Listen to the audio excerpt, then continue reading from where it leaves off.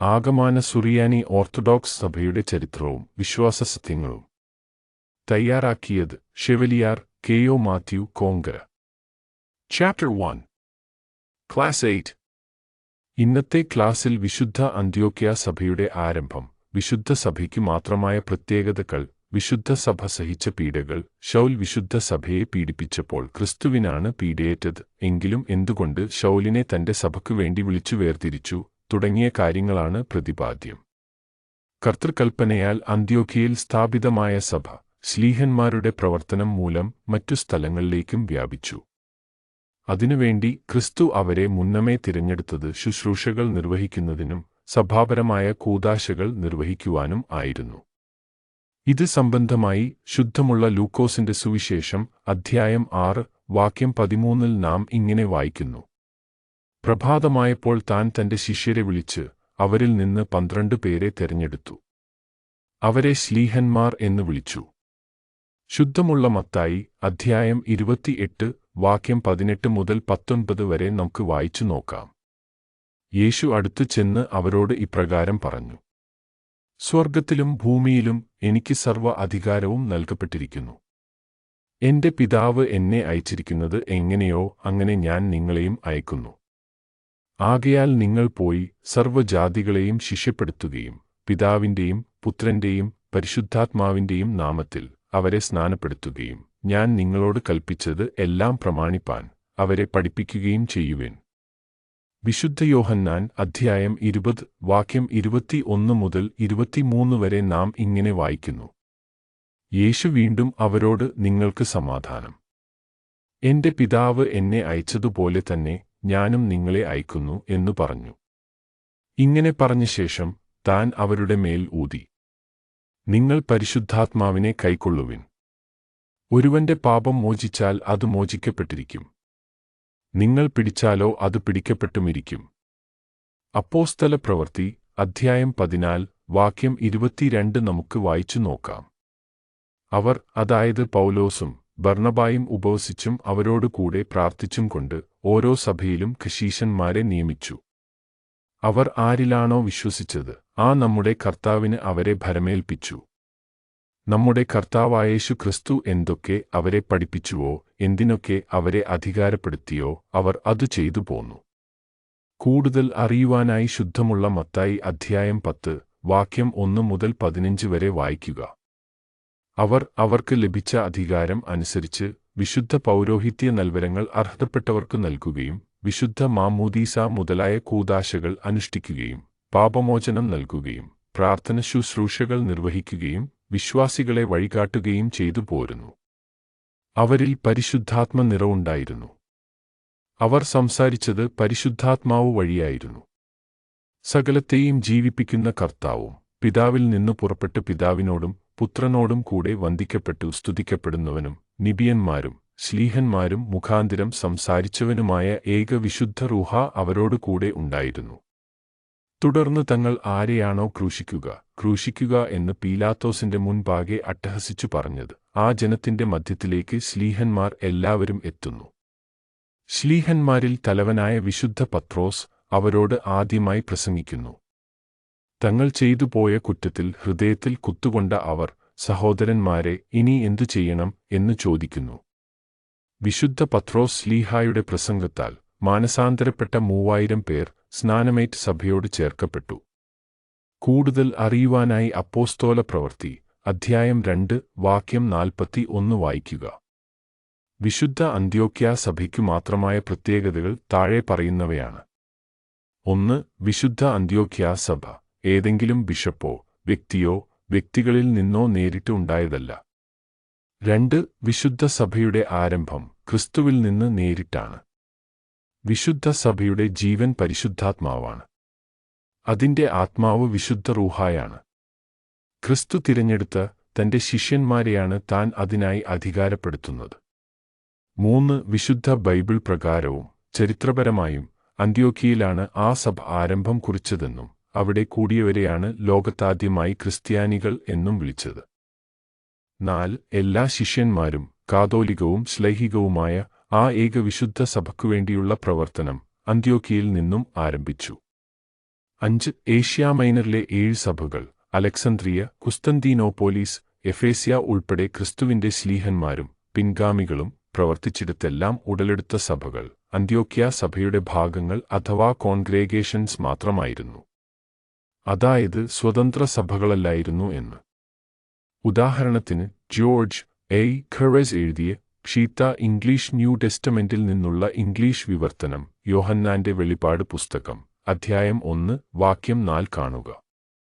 To the 7 congregations which are in Asia അഥവാ ഏഷ്യയിലെ 7 കോൺഗ്രിഗേഷനുകൾക്ക് എഴുതുന്നത് എന്ന്. 6 വിശുദ്ധ അന്ത്യോക്യ സഭ ഇന്നത്തെ വിശുദ്ധ ബൈബിൾ ക്രോഡീകരിക്കപ്പെടുന്നതിനു മുമ്പേയുള്ള സഭയാണ്. ആ സഭയുടെ പ്രവർത്തനം അപ്പോസ്തോല പ്രവൃത്തി മുതലുള്ള ലേഖനങ്ങളിൽ എഴുതപ്പെട്ടിരിക്കുന്നതുകൊണ്ട് തന്നെ ബൈബിൾ ക്രോഡീകരിക്കപ്പെടുന്നതിനു മുമ്പേ വിശുദ്ധ അന്ത്യോക്യ സഭ നിലവിലുണ്ട് എന്നുള്ളതിന്റെ തെളിവാണ്. കലർപ്പില്ലാത്ത സമ്പൂർണ്ണ ബൈബിളായി അറിയപ്പെടുന്ന ക്ഷീത്ത വെർഷൻ ലോകത്തിനു നൽകിയത് തന്നെ വിശുദ്ധ അന്ത്യോക്യ സഭയാണ്. അല്ലാതെ ബൈബിൾ വായിച്ചു നോക്കി അതിൻ പ്രകാരം ഉണ്ടായ സഭയല്ല. 7 ക്രിസ്തുവിന് ശേഷം 20-ാം നൂറ്റാണ്ടിന്റെ അന്ത്യം വരെയും വിശുദ്ധ സഭയ്ക്ക് ലക്ഷക്കണക്കിന് രക്തസാക്ഷികൾ ഉണ്ടായി. ഓട്ടോമന്റെ കാലത്തു തന്നെ കുസ്തന്തീനോപോലീസിലും സമീപ പ്രദേശങ്ങളിലുമായി 100,000-ൽ പരം രക്തസാക്ഷികളാണ് വിശുദ്ധ സഭയ്ക്കുണ്ടായത്. 8 മർക്കോസിന്റെ മാളിക എന്ന യോഹന്നാന്റെ ഭവനം ഉൾപ്പെടെയുള്ള അനേക പുണ്യസ്ഥലങ്ങൾ ഇന്നും വിശുദ്ധ അന്ത്യോക്യ സഭ വിശുദ്ധമായി സൂക്ഷിക്കുന്നത് തന്നെ വിശുദ്ധ സഭയുടെ പൗരാണികതയുടെയും പാരമ്പര്യത്തിന്റെയും തെളിവാണ്. 9 വിശുദ്ധ അന്ത്യോക്യ സഭയുടെ ലിറ്റർജി അഥവാ ആരാധനാ ശുശ്രൂഷാക്രമങ്ങളും വിശുദ്ധ കൂദാശകളും ആ കർമ്മങ്ങളിൽ ഉപയോഗിക്കുന്ന വിശുദ്ധ മൂറോൻ ഉൾപ്പെടെയുള്ള വിശുദ്ധ വസ്തുക്കൾ പാരമ്പര്യം പൗരോഹിത്യം ഉൾപ്പെടെ എല്ലാം തന്നെ അതിവിശുദ്ധവും സമാനങ്ങളില്ലാത്തതും ആദ്യ നൂറ്റാണ്ടു മുതൽ കർത്താവിന്റെ ശിഷ്യന്മാരുടെ കാലം മുതൽ അവർ പാലിച്ചും ഏൽപ്പിച്ചും തന്ന എല്ലാ വിശുദ്ധ കർമ്മങ്ങൾ ഉൾപ്പെടെ എല്ലാം തലമുറ തലമുറയായി അതേപോലെ പാലിച്ചും സൂക്ഷിച്ചും പിന്തുടർന്നും വരുന്ന സഭയാണ്. ആദ്യ നൂറ്റാണ്ടുകളിൽ വിശുദ്ധ അന്ത്യോക്യ സഭയ്ക്ക് യഹൂദന്മാരുടെ ഇടയിൽ നിന്നും മാത്രമല്ല റോമൻ സാമ്രാജ്യം ഭരിച്ചിരുന്ന ചക്രവർത്തിമാരിൽ നിന്നും വളരെ വലിയ പീഡ ഏൽക്കേണ്ടി വന്നു. വിശുദ്ധ സഭയുടെ പിതാക്കന്മാരുൾപ്പെടെ ആയിരങ്ങൾ രക്തസാക്ഷികളായി. സ്തേഫാനോസ് ശ്ലീഹന്മാർ വാഴ്ചാക്കിയ ഊർശ്ലേമിന്റെ ഒന്നാമത്തെ ശ്ലീഹായും സഹദായും പുണ്യവാനുമായ യാക്കോബ് തുടങ്ങി അനേകർ സാക്ഷി മരണം പ്രാപിച്ചു. സഭയുടെ സത്യവിശ്വാസത്തിനെതിരെ ദൈവദൂഷണം പ്രചരിപ്പിക്കാൻ അനേക വേദവിപരീതികളും പോരാട്ടം നടത്തി വന്നിരുന്നു. വിശുദ്ധ സഭ സാത്താനോട് അടരാടി അവനെ ജയിച്ചു മുന്നേറുകയും ദൈവത്തെ മഹത്വപ്പെടുത്തുകയും ചെയ്തു. വിശുദ്ധ സഭയ്ക്കുണ്ടായ പീഡകളെക്കുറിച്ച് അപ്പോസ്തല പ്രവൃത്തിയിൽ എഴുതിയിരിക്കുന്നത് ഇപ്രകാരമാണ്. അപ്പോസ്തല പ്രവൃത്തി അധ്യായം 8 വാക്യം 1. അക്കാലത്ത് യെരുശലേമിലെ സഭയ്ക്ക് മഹാവലിയ പീഡയുണ്ടായി. ശ്ലീഹന്മാർ ഒഴികെ എല്ലാവരും യഹൂദിയ ഗ്രാമങ്ങളിലും ശമറയരുടെ ഇടയിലുമായി ചിതറിപ്പോയി. വാക്യം 2. വിശ്വാസികൾ സ്തേഫാനോസിനെ വസ്ത്രത്തിൽ പൊതിഞ്ഞ് സംസ്കാരം നടത്തി. അദ്ദേഹത്തിന്റെ പേരിൽ അത്യധികമായ വിലാപം നടത്തി. ഇക്കാലത്ത് ശൗൽ വിശുദ്ധ സഭയെ പീഡിപ്പിക്കുന്നുണ്ടെങ്കിലും ദൈവം ശൗലിനെ വിളിച്ചു വേർതിരിക്കുന്നു. അപ്പോസ്തോല പ്രവൃത്തി അധ്യായം 8 വാക്യം 3 വായിക്കാം. ശൗൽ വീടുകളിൽ കടന്നു ചെന്ന് പുരുഷന്മാരെയും സ്ത്രീകളെയും വലിച്ചിഴിച്ച് കാരാഗൃഹത്തിൽ ഏൽപ്പിച്ചുകൊണ്ട് ദൈവത്തിന്റെ സഭയെ പീഡിപ്പിച്ചുകൊണ്ടിരുന്നു. വീണ്ടും അധ്യായം 9 വാക്യം 1. ശൗൽ അപ്പോഴും നമ്മുടെ കർത്താവിന്റെ ശിഷ്യന്മാർക്കെതിരെ അവരെ കൊന്നുകളയത്തക്കവണ്ണമുള്ള കോപവും ക്രോധവും നിറഞ്ഞവനായി. വാക്യം 2. ഈ മാർഗത്തിൽ നടക്കുന്ന പുരുഷന്മാരെയോ സ്ത്രീകളെയോ കണ്ടെത്തിയാൽ അവരെ ബന്ധനസ്ഥരാക്കി യെരുശലേമിലേക്ക് കൊണ്ടുവരുവാന് തക്കവണ്ണം ദമസ്കോസിലെ സംഘങ്ങൾക്ക് കൊടുപ്പാൻ മഹാപുരോഹിതനിൽ നിന്നും അയാൾ എഴുത്തുകൾ ആവശ്യപ്പെട്ടു. നോക്കുക, തന്റെ സഭയെ പീഡിപ്പിച്ചപ്പോൾ പീഡയേറ്റത് ക്രിസ്തുവിനാണ്. അപ്പോസ്തല പ്രവൃത്തി അധ്യായം 9 വാക്യം 3. അയാൾ പോയിക്കൊണ്ടിരിക്കെ ദമസ്കോസിന് അടുത്തെത്താറായി. അപ്പോൾ പെട്ടെന്ന് ആകാശത്തുനിന്ന് ഒരു പ്രകാശം അയാളുടെ മേൽ ശോഭിച്ചു. വാക്യം 4. അയാൾ നിലത്ത് വീണുപോയി. ശൗലേ ശൗലേ, നീ എന്തിനാണ് എന്നെ പീഡിപ്പിക്കുന്നത്? മുള്ളുകളോട് ഉദിക്കുന്നത് നിനക്ക് അസാധ്യമാകുന്നു എന്ന് തന്നോട് പറയുന്ന ഒരു ശബ്ദം അയാൾ കേട്ടു. വാക്യം 5. അയാൾ ഉത്തരമായിട്ട്, നാഥാ, അങ്ങ് ആരാകുന്നു എന്ന് ചോദിച്ചു. വാക്യം 6. നമ്മുടെ കർത്താവ് അവനോട്, നീ ആരെ പീഡിപ്പിക്കുന്നുവോ ആ നസ്രയനായ യേശുവാകുന്നു ഞാൻ. എന്നാൽ നീ എഴുന്നേറ്റ് പട്ടണത്തിൽ പ്രവേശിക്കുക. നീ എന്താണ് ചെയ്യേണ്ടത് എന്നതിനെക്കുറിച്ച് അവിടെ വച്ച് നിന്നോട് പറയപ്പെടും എന്ന് പറഞ്ഞു. തുടർന്ന് യേശു ദർശനത്തിൽ ഹനനിയായോട് ശൗലിന്റെ വരവിനെക്കുറിച്ച് അറിയിക്കുന്നു. ഹനാനിയ ശൗലിനെക്കുറിച്ച് ദൈവത്തോട് സംസാരിക്കുന്നു. ഹനനിയായുടെ സംശയങ്ങൾ യേശു ദൂരീകരിക്കുന്നു. കർത്താവ് ഹനനിയായോട് സംസാരിക്കുന്നു. അപ്പോസ്തല പ്രവൃത്തി അധ്യായം 9 വാക്യം 15 നമുക്ക് വായിക്കാം. കർത്താവ് അയാളോട്, നീ എഴുന്നേറ്റ് പോയിക്കൊള്ളുക.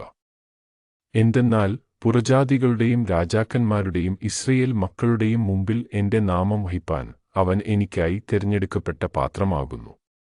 വാക്യം 16. എന്റെ നാമത്തിനുവേണ്ടി അവൻ എത്രയേറെ കഷ്ടമനുഭവിപ്പാനിരിക്കുന്നു എന്ന് ഞാൻ അവന് കാണിച്ചു കൊടുക്കും എന്ന് പറഞ്ഞു. ശൗൽ അന്ത്യോക്യ സഭയെ പീഡിപ്പിച്ചപ്പോൾ യേശു എങ്ങനെയാണ് പീഡിപ്പിക്കപ്പെട്ടത്? ദൈവം ശൗലിനെ അന്ത്യോക്യ സഭയുടെ പ്രവാചകനും ഉപദേഷ്ടാവുമായി മാറ്റി.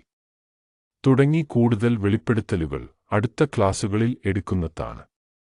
ഇതുപോലുള്ള വിവരങ്ങൾക്ക് യൂണിവേഴ്സൽ സിറിയൻ ഓർത്തഡോക്സ് കൗൺസിൽ എന്ന ഈ ചാനൽ സബ്സ്ക്രൈബ് ചെയ്യുക. പുതിയ ക്ലാസ് വീഡിയോ അപ്ലോഡ് ചെയ്യുമ്പോൾ നിങ്ങൾക്ക് അലേർട്ട് ലഭിക്കുന്നതിനായി ബെൽ ഐക്കൺ അമർത്താൻ മറക്കരുത്.